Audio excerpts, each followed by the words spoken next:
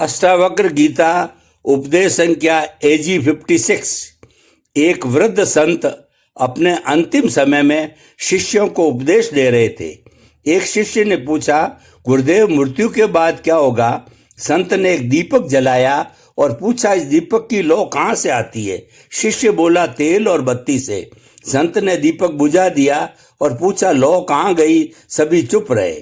तब संत ने कहा, जिस तरह से लौ कहीं नहीं जाती, बस उसका रूप बदल जाता है, ठीक वैसे ही तुम्हारा सच्चा स्वरूप कभी नहीं मरता। यह शरीर बदलेगा पर तुम्हारा वास्तविक तत्व वही रहेगा जो सदा से था। संत ने युवक के सिर पर हाथ रखा। अब तुम्हें कोई संदेह है? युवक की आंखों में आंसू थे, पर अब वे दुख के नहीं थे। वह बोला, नहीं गुरुजी, अब मैं समझ गया हूं।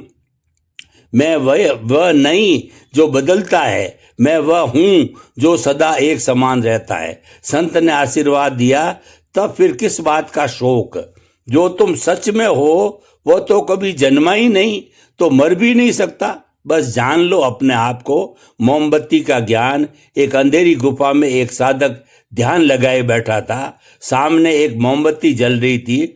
उसने देखा कि जब तक मोमबत्ती जलती है अंधेरा दूर रहता है, लेकिन जैसे ही वह बुझती है अंधेरा वापस आ जाता है। साधक ने सोचा, क्या मेरा ज्ञान भी इसी तरह है?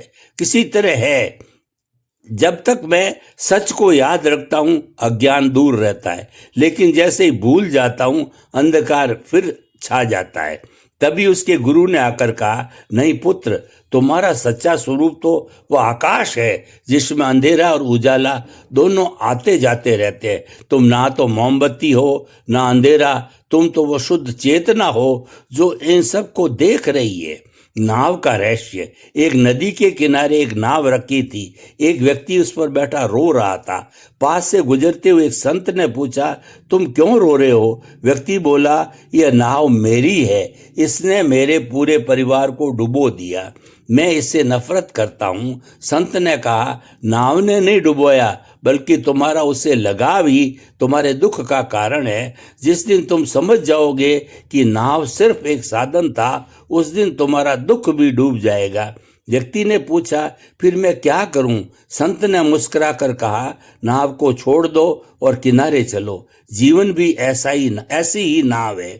इसे पकड़ोगे तो डूबोगे, छोड़ोगे तो तर जाओगे। सागर की लहरें। एक बार एक शिष्य ने अपने गुरु से पूछा, मन इतना अशांत क्यों रहता है?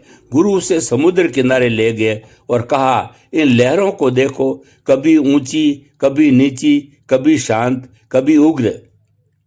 क्या सागर इनसे परेशान होता है? शिष्य बोला, नहीं, सागर तो हमेशा अपनी गहराई में शांत रहता है। गुरु ने कहा, तुम्हारा मन भी ऐसी ही लहरें हैं।